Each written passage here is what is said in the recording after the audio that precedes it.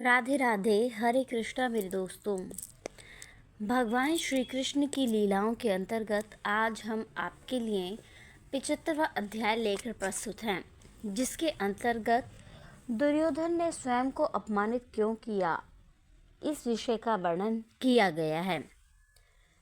महाराज युधिष्ठिर अजातशत्रु के नाम से विख्यात थे, अर्थात वे ऐसे व्यक्ति थे जिसका कोई शत्रु नहीं था। अतः जब सभी पुरुषों, देवताओं, राजाओं, ऋषियों एवं संतों ने महाराज युधिष्ठिर द्वारा आयोजित राजसूय महायज्ञ की सफलता समाप्त देखी तो वे बहुत प्रसन्न हुए, परंतु अकेले दुर्योधन का अप्रसन्न होना महाराज परीक्षित को आश्चर्यजनक लगा और इसके लिए उन्होंने इस तथ्य को स्पष्ट करने के लिए शुकदेव गोस्वामी से अनुरोध किया। शुकदेव गोस्वामी ने कहा, मेरे प्रिय महाराज परीक्षित, तुम्हारे पिताजी महाराज युधिष्ठिर एक श्रेष्ठ आत्मा थे। उनका अनुकूल स्वभाव सभी मित्रों को के रूप में आकर्षित करता था। अतः वे अजातशत्रु के नाम से प्रख्यात थे, अर्थात उन्होंने कोई शत्रु नहीं बनाया था। उन्होंने कुरुवंश के सभी सदस्यों को राजसूय यज्ञ की व्यवस्था के लिए विभिन्न विभागों पर निमंत्रण करने के लिए कार्य में संलग्न किया। उदाहरणार्थ, भीमसेन को रसोई घर का, दुर्योधन को कोष विभाग का, सहदेव को स्वागत सत्कार विभाग का एवं नकुल को भंडार विभाग का नेतृत्व दिया गया। अर्जुन का कार्य वयोवृद्ध व्यक्तियों की सुविधा की देखभाल करना था। सबसे आश्चर्यजनक विशेषता यह थी कि भगवान श्री कृष्ण ने आने वाले अतिथियों के चरण धोने का कार्य अपनाया। भाग्य की लक्ष्मी रूपी महारानी द्रौपदी भोजन वितरण के प्रबंध की प्रभारी थी और दान देने में प्रसिद्ध कर्ण को दान विभाग का अध्यक्ष बनाया गया। उसी प्रकार सात्यकी, विकर्ण, हार्दिक के विदुर, भूरिश्रवा तथा ब्राह्मिक के पुत्र संतदर्द, इन सभी को राजसूय यज्ञ के कार्यों का संचालन करने के लिए विभिन्न विभागों में संलग्न किया गया। वे सब महाराज युधिष्ठिर से स्नेह में इतने पक्के थे कि वे उन्हें प्रसन्न करना चाहते थे। श्री कृष्ण की कृपा से जब शिशुपाल की मृत्यु हो गई तथा वह आध्यात्मिक शरीर में लीन हो चुका था, तथा राजसूय यज्ञ के बाद जब सभी मित्रों, अतिथियों एवं शुभ चिंतकों को उचित रूप से सम्मानित एवं पुरस्कृत किया जा चुका, तब महाराज युधिष्ठिर गंगा स्नान करने के लिए चले गए। हस्तिनापुर नगर आज यमुना के तट पर स्थित है। श्रीमद् भगवत का कथन है कि महाराज युधिष्ठिर गंगा में स्नान करने गए। यह इस बात का संकेत करता है कि पांडवों के काल में यमुना नदी को भी गंगा कहा जाता था। जब महाराज अवभृत स्नान कर रहे थे, तब मृदंग, शंख, ढोल, नगारे एवं बिगुल आदि वाद्य यंत्र बजने लगे। इसके अतिरिक्त नृत्य करने वाली युवतियों की पायल छनक रही थी। सुनिपुण गायकों के अनेक दल वीणा, बांसुरी, घड़ियाल तथा करताल बजा रहे थे। इस प्रकार आकाश में एक त्वरित ध्वनि गूंज उठी। अनेक राज्यों जैसे संजय, काम्बोज, कुरु, केकय तथा कौशल से राजकुमार अतिथि अपने विभिन्न झंडों एवं शानदार रूप में अलंकृत हाथी, रथ, घोड़ों और सैनिकों के साथ उपस्थित हुए। सभी एक शोभा यात्रा बनाकर जा रहे थे तथा महाराज युधिष्ठिर सबसे आगे थे। प्रशासक सदस्य जैसे पुरोहित, धार्मिक मंत्रीगण एवं ब्राह्मण एक यज्ञ का संपादन करते हुए वैदिक मंत्रों का जोर जोर से उच्चारण कर रहे थे। पितृलोक एवं गंधर्व लोक के निवासियों ने तथा अनेकानेक ऋषियों ने आकाश से फूलों की वर्षा की। हस्तिनापुर अर्थात इंद्रप्रस्थ के पुरुषों एवं स्त्रियों के शरीर विभिन्न प्रकार के इत्र एवं पुष्प तेलों से लिप्त थे। वे सभी रंगीन वस्त्र धारण किए हुए थे एवं मालाओं, रत्नों एवं आभूषणों से अलंकृत थे। वे सभी उस समारोह का आनंद उठा रहे थे और वे एक दूसरे पर जल, तेल, दूध, मक्खन एवं दही के समान द्रव पदार्थ फेंक रहे थे। कुछ लोगों ने इन पदार्थों को एक दूसरे के शरीर पर पोत दिया। इस प्रकार वे उत्सव का आनंद उठा रहे थे। वीरांगनाएं भी आनंद विभोर होकर इन द्रव पदार्थों को पुरुषों के शरीर पर लगाने के कार्य में मग्न थीं तथा पुरुष भी उसी प्रकार आदान प्रदान कर सक रहे थे। सभी द्रव पदार्थ हल्दी एवं केसर में मिलाए गए थे, अतः उत्पन्न हुए पदार्थ का रंग चमकदार और पीला था। उस महान समारोह के लिए अनेक देवताओं की पत्नियां विमानों से आईं तथा वे आकाश में दृष्टिगोचर हो रही थीं। उसी प्रकार संपन्न परिवार की रानियां सुसज्जित होकर एवं अंगरक्षकों से घिरी हुई विभिन्न पालकियों पर आईं। इस बीच पांडवों के भ्राता श्री कृष्ण और उनके विशेष मित्र श्री अर्जुन दोनों ही रानियों के शरीरों पर द्रव पदार्थ फेंक रहे थे। रानियां एकदम लजा गईं, परंतु साथ साथ उनकी सुंदर मुस्कुराहटों ने उनके चेहरों को प्रकाशमय बना दिया। उनके शरीर पर द्रव पदार्थ पड़ने के कारण उनके शरीर की साड़ियाँ पूर्णतया भीग गई थीं। गीले कपड़ों के कारण उनके सुंदर शरीर के विभिन्न अंग, विशेष रूप से उनकी कमर और वक्षस्थल, आंशिक रूप से दृष्टिगोचर होने लगे। रानियां भी द्रव पदार्थों से भरी बाल्टियां लाईं और उन्हें अपने देवरों पर छिड़कने लगीं। जब इस प्रकार के उल्लसित कर देने वाली गतिविधियों में संलग्न थीं, तो उनके केशों के बंधन टूट गए और शरीर को सज्जित करने वाले फूल गिरने लगे।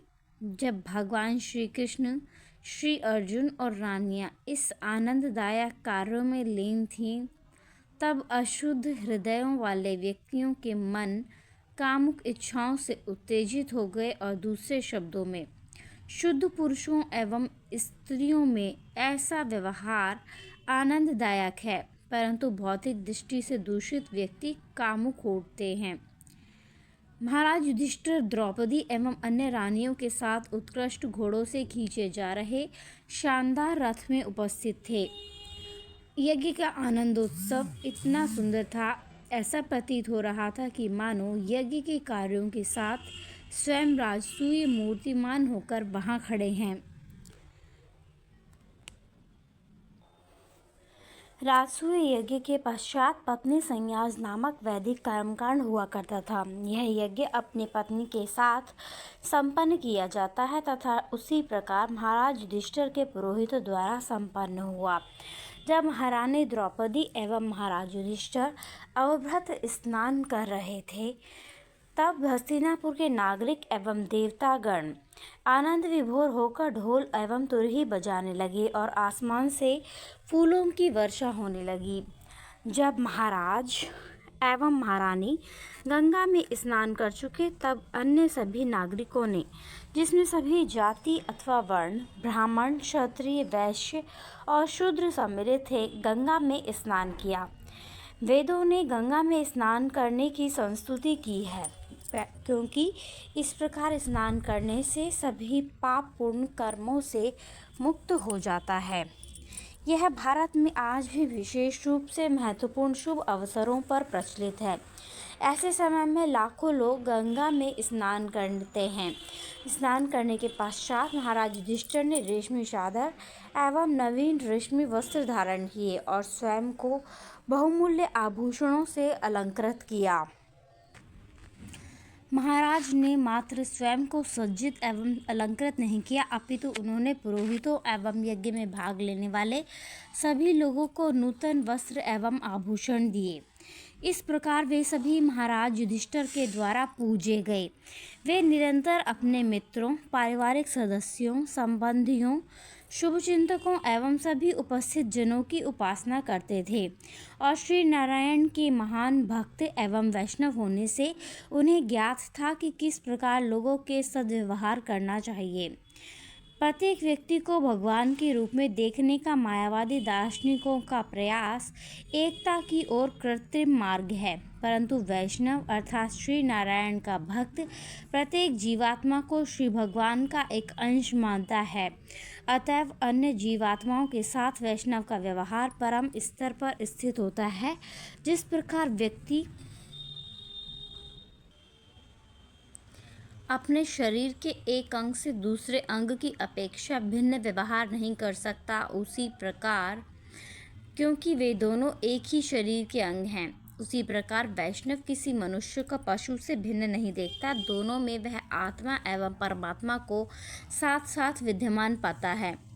जब स्नान करने के पश्चात सभी लोग ताजा हो गए और उन्होंने कौशे वस्त्रों के साथ रत्न जड़ित कर्णफूल, फूल मालाएं, पगड़ी, दुशाले तथा मोती की मालाएं धारण कर लीं तो वे स्वर्ग के देवताओं के समान प्रतीत हो रहे थे। ऐसा उन स्त्रियों के लिए सत्य था जो बहुत सुंदर ढंग से सज्जित थे। प्रत्येक स्त्री ने कमर में करधनी बांध रखी थी तथा वे सभी मुस्कुरा रही थीं।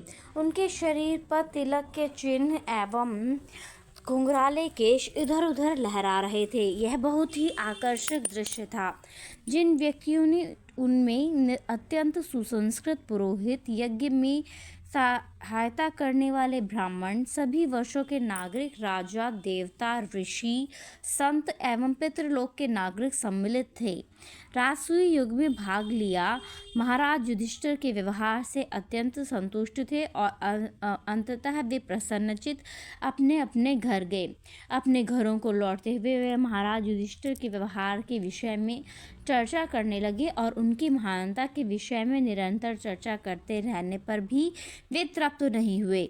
ठीक उसी प्रकार जैसे अमृत को निरंतर पीते रहने पर भी व्यक्ति संतुष्ट नहीं होता, सबके प्रस्थान के पश्चात महाराज युधिष्ठिर ने श्री कृष्ण सहित निकटतम मित्रों को रोके रखा तथा उन्हें जाने नहीं दिया।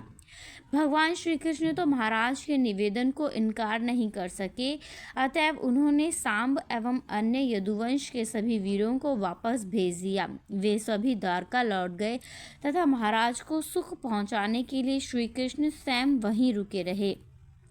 इस भौतिक जगत में प्रत्येक व्यक्ति की कुछ इच्छाएं होती हैं, परंतु वह उन्हें पूर्ण संतुष्टि के साथ पूरी नहीं कर पाता। परंतु श्री कृष्ण के प्रति अपनी अटल भक्ति के कारण महाराज युधिष्ठिर ने राजसूय यज्ञ का संपादन करके अपनी सारी इच्छाएं पूर्ण की। राजसूय यज्ञ के संपादन के वर्णन से अनुसार ऐसा प्रतीत होता है कि ऐसा समारोह ऐश्वर्य की इच्छाओं का महासागर होता है।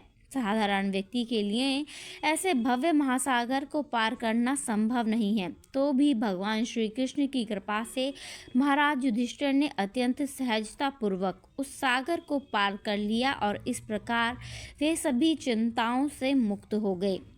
जब दुर्योधन ने देखा कि राजसूय यज्ञ करने के पश्चात महाराज युधिष्ठिर को अत्यधिक प्रसिद्धि प्राप्त हुई है और वे हर दृष्टि से तृप्त हैं, तो वह ईश्वर की आग में जलने लगा, क्योंकि उसका मन सदैव विषाक्त रहता था। वह उस शानदार महल से ईर्ष्या रखता था जिसे पांडवों के लिए मैं नामक असुर ने निर्मित किया था। वह महल मैं को चौंका देने वाली कलात्मक कारीगरी का उत्तम नमूना था तथा महान राजकुमारों, राजाओं अथवा असुरों के लिए राजा के अनुकूल था। उस भव्य महल में पांडव अपने परिवार के साथ रह रहे थे और महारानी द्रौपदी शांतिपूर्वक अपने पतियों की सेवा कर रही थीं। चूंकि उन दिनों भगवान श्री कृष्ण वहीं थे, अतएव उनकी सहस्त्रों रानियों के कारण महल सज्जित था। जब रानियां अपनी पतली कमर एवं भारी स्तनों के साथ महल में भ्रमण करती थीं और पायल उनकी चाल के साथ सुरीली आवाज उत्पन्न करते थे, तब संपूर्ण महल स्वर्ग से भी अधिक ऐश्वर्यवान प्रतीत होने लगता था। उनके वक्ष स्थलों का एक भाग केशर चूर्ण से युक्त था, अतएव उनके वक्ष स्थलों पर स्थित मोतियों की मालाएं लाल प्रतीत हो रही थीं। अपने बड़े बड़े कर्णफूलों एवं लहराते हुए केश में रानियां अत्यंत सुंदर लग रही थीं। महाराज युधिष्ठिर के महल में ऐसी सुंदरियों को देखकर दुर्योधन को ईर्ष्या होने लगी। वह द्रौपदी देवी की सुंदरता को देखकर विशेष रूप से कामुक एवं ईर्ष्यालु हो उठा, क्योंकि पांडवों के साथ द्रौपदी के विवाह काल के दुर्योधन उसके प्रति एक विशेष आकर्षण रखता था। द्रौपदी के स्वयंवर समारोह में दुर्योधन भी उपस्थित था और अन्य राजकुमारों की भांति वह भी द्रौपदी की सुंदरता पर मोहित हो उठा था, परंतु उसे प्राप्त करने के प्रयास में वह असफल रहा। एक बार मयासुर अपने द्वारा निर्मित महल में महाराज युधिष्ठिर अपने स्वर्ण सिंहासन पर बैठे थे और उनके चारों भ्राता और अन्य संबंधी तथा शुभचिंतक श्री कृष्ण वहाँ उपस्थित थे। महाराज युधिष्ठिर का भौतिक ऐश्वर्य ब्रह्मा जी के ऐश्वर्य से तनिक भी कम नहीं लग रहा था। जब वे अपने मित्रों से घिरे हुए सिंहासन पर विराजमान थे एवं सुंदर गीतों के रूप में गायक उनकी स्तुति कर रहे थे, तब दुर्योधन अपने छोटे भ्राता के साथ महल में प्रविष्ट हुआ। दुर्योधन एक शिरस्त्राण से सज्जित था एवं हाथ में तलवार लेकर धारण किए हुए था। वह सदैव क्रोधित एवं ईर्ष्यालु मनोदशा में रहता था, अतएव थोड़े से टोकने पर वह द्वारपालों से तीखे स्वर में बोलने लगा और क्रोधित हो उठा। वह इसलिए उत्तेजित था क्योंकि वह जल एवं धरती के बीच अंतर करने में असफल रहा था। मयासुर की शिल्पकारिता से महल विभिन्न भागों में कुछ इस प्रकार बनाया गया था जो कि उन युक्तियों से अपरिचित होता। वह जल को स्थल एवं स्थल को जल समझ बैठता था। दुर्योधन इस शिल्पकारिता से भ्रमित हो गया था और जब वह जल को स्थल समझकर उस पर चलने लगा तो वह गिर पड़ा। जब अपनी मूर्खता के कारण दुर्योधन गिर पड़ा तो रानियां उस घटना का हंस हंसकर आनंद उठाने लगीं। महाराज युधिष्ठिर दुर्योधन के मनोभाव को समझ गए एवं रानियों के हंसने से रोकने लगे, परंतु श्री कृष्ण ने संकेत किया कि महाराज को स्थिति का आनंद उठा रही रानियों को हंसने से नहीं रोकना चाहिए। श्री कृष्ण की इच्छा थी कि दुर्योधन इस प्रकार मूर्ख बन जाएगा तथा सभी उसके मूर्खतापूर्ण व्यवहार का आनंद उठाएंगे। जब सभी हंसने लगे तो दुर्योधन ने स्वयं को अपमानित अनुभव किया और क्रोध में उसके केश खड़े हो गए। इस तरह अपमानित होने पर उसने अपना सिर झुकाते हुए तुरंत महल से प्रस्थान किया। वह शांत था और उसने कोई विरोध नहीं किया। जब दुर्योधन इतना क्रोधित होकर वहां से गया तो सभी ने उस घटना पर खेद प्रकट किया तथा महाराज युधिष्ठिर भी उदास हो गए, परंतु इन सब घटनाओं के पश्चात भी श्री कृष्ण शांत थे। वे घटना के पक्ष तथा विरोध में कुछ नहीं बोले। ऐसा प्रतीत हो रहा था कि भगवान श्री कृष्ण की परम इच्छा के कारण वह इस भ्रम में डाला गया था तथा इस प्रकार कुरुवंश के दो पक्षों में शत्रुता का आरंभ हुआ। ऐसा प्रतीत होता था कि यह संसार के भार को कम करने की संदेश की योजना का एक अंश था। महाराज परीक्षित ने सुखदेव गोस्वामी से पूछा था कि राजसूय यज्ञ के संपादन पर दुर्योधन क्यों असंतुष्ट था और इस प्रकार सुखदेव गोस्वामी ने उसका वर्णन किया।